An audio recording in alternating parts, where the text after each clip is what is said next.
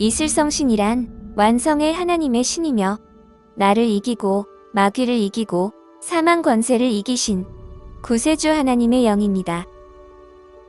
이슬성신은 사망 권세를 잡은 마귀를 소멸하는 살마의 광선이며 죽어가는 인생들을 살리는 생명의 은혜입니다. 이슬성신을 불경에서는 감로라고 하였고 대열반광, 법성광명이라고도 하였으며 격암유록, 정감록에서는 감로해인, 삼풍해인이라고 하였습니다. 이는 풍운조화를 마음대로 하고 우주를 주관하시는 오직 구세주만이 갖는 유일무이한 권능입니다. 이슬성신에 대한 성경상의 기록을 살펴보면 호세아 14장 5절에 내가 이스라엘에게 이슬과 같으리니 저가 백합화같이 피겠고 라고 하여 이슬을 내리는 이긴 자가 구세주라고 하였으며 이사야 26장 19절에 주의 이슬은 빛난 이슬이니 땅이 죽은 자를 내어놓으리로다 라고 장차 이슬을 내리는 구세주가 나타나 죽지 않는 세상을 만든다고 예언하고 있다. 새해 첫날을 이슬성신절로 삼은 하나님의 뜻은 바로 새 하늘과 새 땅을 만드는 무기가 바로 이슬성신이기 때문입니다. 성경상의 가장 위대한 선지자 이사야가 예언한 새 하늘과 새 땅과 요한이 본 내가 새 하늘과 새 땅을 보니 처음 하늘과 처음 땅이 없어지고 또한 다시 있지 않더라 라는 예언의 말씀이 응하는 것입니다. 2021년 1월 1일은 하나님께서 6천년의 세월을 인내하신 끝에 삼위일체 하나님을 회복하고 사망의 신인 마귀를 소멸하는 무기인 이슬성신을 들고 나오시어 신천신지의 영생의 세상을 여는 뜻깊은 이슬성신절입니다. 모세와 같은 선지자는 이슬성신을 내려야 한다. 조희성님께서는 오늘은 하나님께서 하늘나라 문을 활짝 열어놓고 이슬성신을 부어주는 날입니다. 그러기 때문에 바로 여러분들이 마음문을 열고 있어야 이슬성신을 받는 거지 마음문을 열지 않고 있으면 이슬성신을 받을 수가 없습니다. 라고 말씀하셨다. 구세주의 설교 말씀의 골자 중의 골자는 이슬성신을 가지고 와야 진짜 구세주라는 것이다. 그렇다면 이슬성신이 과연 어떤 것인가를 알아봐야 하겠다. 박태선 장로가 최초로 이슬성신 증거 시작. 이 땅에 이슬성신이라고 하는 하나님의 은혜가 처음 시작된 것은 전도관 역사를 펼쳤던 박태선 장로님으로부터이다. 박태선 장로님은 6.25 전쟁 때 인민군을 피해 자신의 집 구들장 밑에 숨어서 지내던 중 하나님께서 부어주시는 생수의 은혜를 체험하게 되었고 1.4후 때 평택으로 피난 가서는 이슬 은혜를 받았다. 이는 성경에 명시되어 있는 은혜이다. 나를 믿는 자는 성경의 이름과 같이 그 배에서 생수의 강이 흘러나오리라 하시니 내가 이스라엘에게 이슬과 같으리니 저가 백합화같이 피겠고 그런데 이슬이 무엇인지는 이를 받은 자가 아니면 알 수가 없다. 다만 성경에는 주의 이슬은 빛난 이슬이니 땅에서 죽은 자를 내어주리라 라고 기록된 것을 보아 이슬은 죽음을 없애는 하나님의 은혜라는 것만은 성경을 통해서 알 수 있다. 이슬성신은 사망을 이긴 구세주의 영. 조희성님은 이렇게 설명한다. 이슬성신이란 무엇인가? 나를 이기고 마귀를 이기고 사망을 이긴 구세주 하나님의 영이다.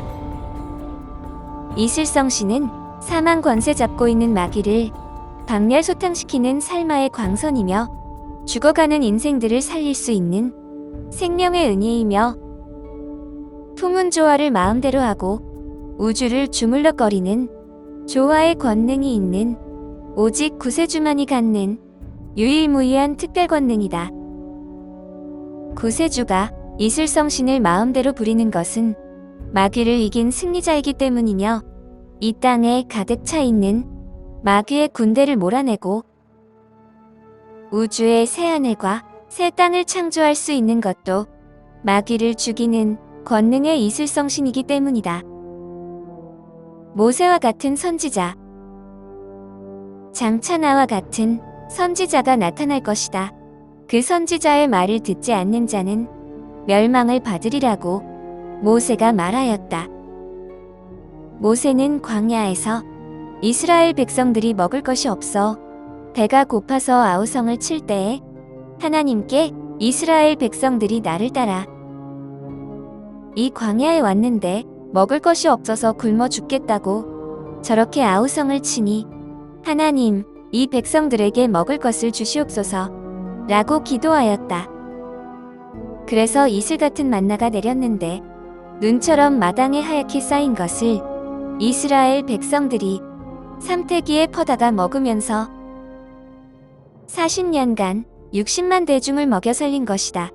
이를 보아서 모세와 같은 선지자는 이슬 만나를 부어주는 자라는 것을 알 수 있다. 따라서 구세주라면 이슬 만나를 부어주는 자라야 구세주가 될 수 있지. 이슬 은혜를 못 내린 예수는 구세주가 될 수 없다. 오늘날 이 사람이 이슬성신을 내리는 것을 볼 때에 모세와 같은 선지자라는 사실을 입증해 주는 것입니다. 모세가 말하는 그 선지자는 구세주를 말하는 것입니다. 따라서 아무리 기독교에서 이 사람이 밉다고 해도 이 사람 말을 안 들으면 전부 죽고 마는 것입니다. 또한 겨감 유록에는 정도령의 말을 듣지 않는 나라는 그 나라가 멸망을 받는다고 쓰여 있습니다. 그러기 때문에 이 정도령의 말을 듣지 않는 나라는 그 나라 사람들이 수억만 명이 되어도 한 명도 빠지지 않고 다 죽고 말 것입니다.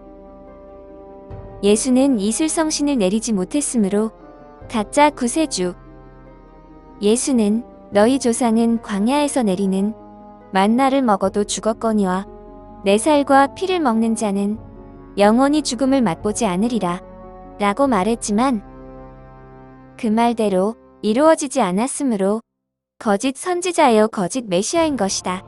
모세는 육적인 이슬 만나를 내렸지만 바로 마지막 때에 오신 구세주는 썩을 그러한 이슬 만나가 아니고 썩지 아니하는 영원 무궁토록 영생하는 사람들이 먹을 양식을 부어주는 것이다.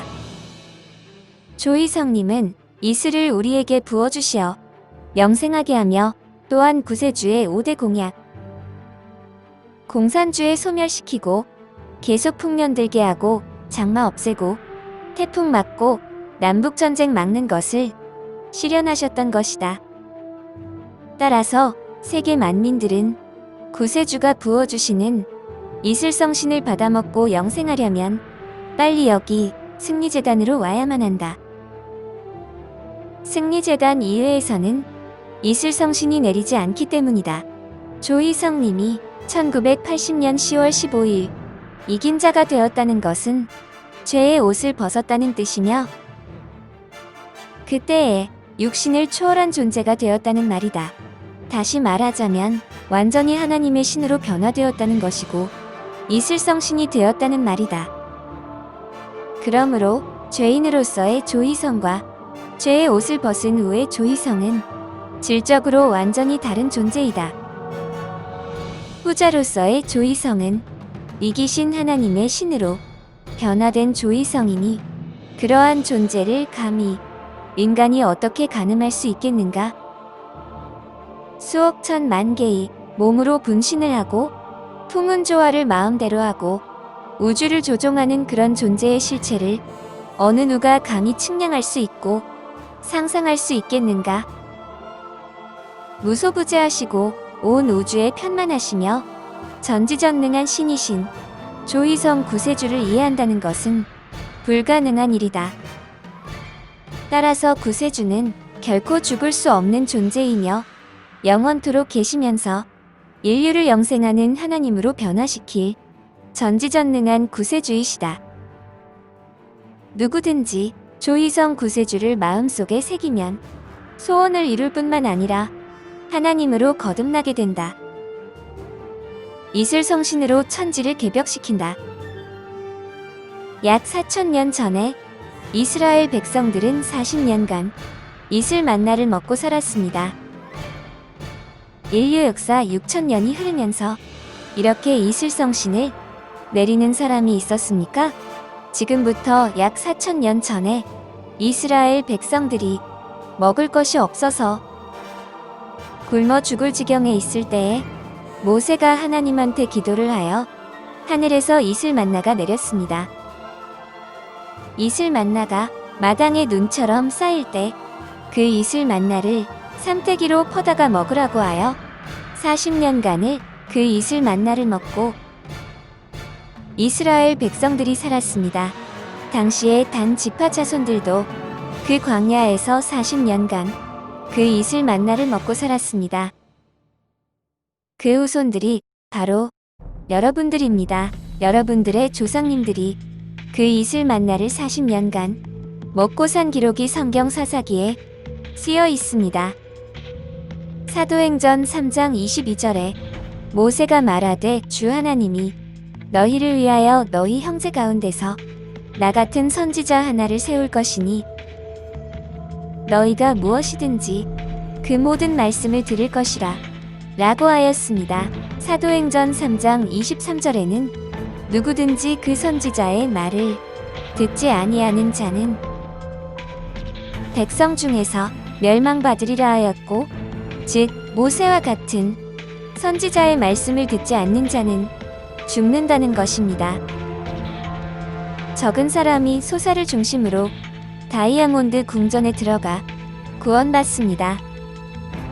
정도령이라는 사람이 이 소사를 중심으로 사방 30리의 다이아몬드로 궁전을 크게 짓는데 그 궁전 안에 들어가는 사람들은 천당에 들어갈 사람들이요, 그 안에 들어가지 못하는 사람들은 멸망을 받게 되어 있습니다.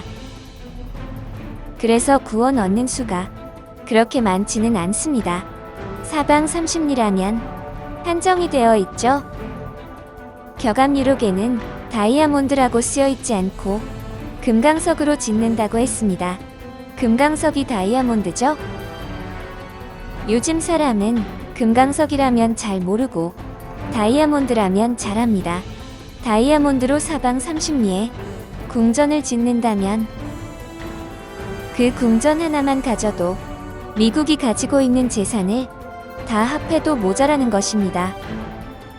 그렇게 엄청난 값어치 있는 다이아몬드의 궁전이 바로 이 소사 땅에 서게 되어 있는 것입니다.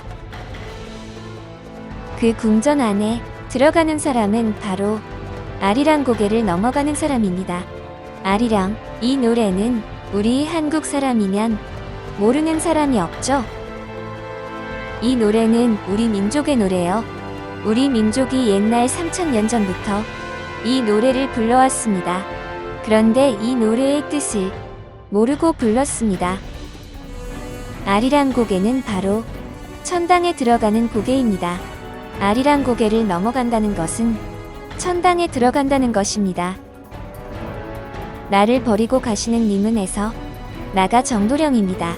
바로 여기 서 있는 이 사람입니다. 이 사람을 버리고 세상으로 나가는 사람은 심리도 못 가서 발병 난다고 했습니다. 심리도 못 가서 죽어 땅속에 들어간다는 것입니다. 아리랑 노래는 천손민족이 부르는 노래. 일제 시절에도 36년간 우리 민족은 이 아리랑 고개를 늘 불렀습니다. 일본의 징용으로 붙들려가서 너무너무 외롭고 고독하니까 이 아리랑 고개로 마음을 달래곤 했다고 합니다.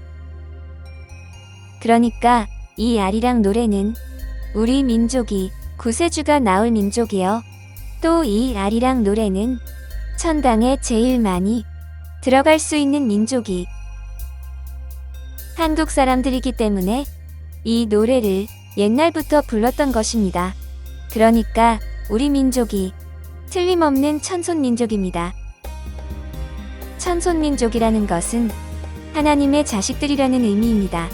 하나님의 자식들, 하나님의 직계 자손들이 바로 우리 한국 사람들입니다. 그래서 우리 한국 사람들은 아주 큰 축복을 받은 백성입니다. 한국을 떠나 이민을 가는 사람들은 맹추들입니다. 천벌을 받아 마땅할 백성들이나 이 나라를 떠나는 것입니다. 그날이 되면 한국 사람인 이 사람의 얼굴에서 빛이 나가는데 세계 만민에게 감로 이슬성신을 부어주고 있는 주인공이 한국 사람인 고로 우리 한국 사람들은 전부 떼부자가 됩니다. 떼부자가 되는 날 외국으로 이민 간 사람들이 다시 한국으로 되돌아오려고 할 때에 한국 정부에서 안 받아줍니다. 그러기 때문에 외국에서 땅을 치고 통곡을 하다가 목매달아 죽는 사람들이 많이 있습니다. 한국을 버리고 떠난 사람들은 그야말로 복을 내찬 사람들입니다. 그래서 우리는 하나님 앞에 늘 감사를 해야 됩니다. 오늘 1월 1일은 이슬성신절로서 이슬성신을 경축하는 축하의 예배를 보는 날입니다. 그렇기 때문에 이슬성신절의 사면령을 이 사람이 내리면 먼지 같은 죄까지도 없어집니다. 그래서 이 사람이 사면령을 내리면 전부 의인이 되고 승리자가 되는 날입니다. 그런데 어떤 맹추는 나도 승리자가 됐을까? 나같이 죄 많이 지은 사람도 죄가 없어졌을까? 하는데 그런 사람만 그대로 죄가 남아 있습니다. 이슬성신절에 사면령을 받으면 먼지 같은 죄까지 사해집니다. 다른 사람들은 죄가 사해졌다는 것을 100% 확신했기 때문에 확신하는 그 믿음으로 죄가 사해지는 것입니다. 일단 사면령을 내리면 사면령을 받은 사람이 의심만 안 하면 사면령을 내린 그 시간부터 계속해서 이슬성신이 사람 털구멍으로 들어갑니다. 그래서 죄가 하나도 안 남고 하나님이 되는 것입니다. 그러한 복을 맹추는 놓치게 되어 있는 것입니다. 오늘은 하나님이 하늘나라 문을 활짝 열어놓고 이슬성신을 부어주는 날입니다. 그렇기 때문에 여러분들이 마음문을 열고 있어야 이슬성신을 받는 것이지 마음문을 열지 않고 있으면 이슬성신을 받을 수가 없습니다. 이 하나님의 역사는 사람으로서는 상상할 수 없는 놀라운 기적의 역사가 많이 있었습니다. 감사합니다.